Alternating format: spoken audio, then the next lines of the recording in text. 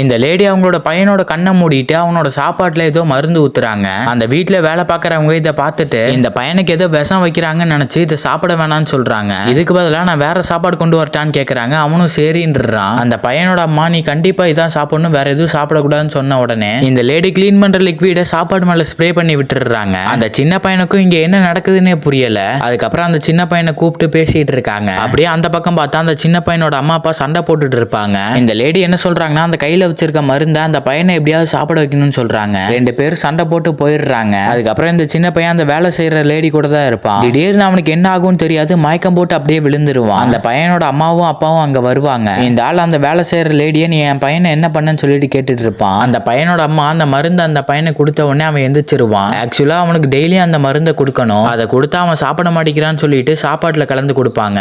இந்த வேலை செய்யற லேடி அதை தப்பா எடுத்துப்பாங்க. ஏதோ இவங்க ரெண்டு பேரும் சேர்ந்து அந்த சின்ன பையனை கொலை பண்ண போறதா நினைச்சுப்பாங்க.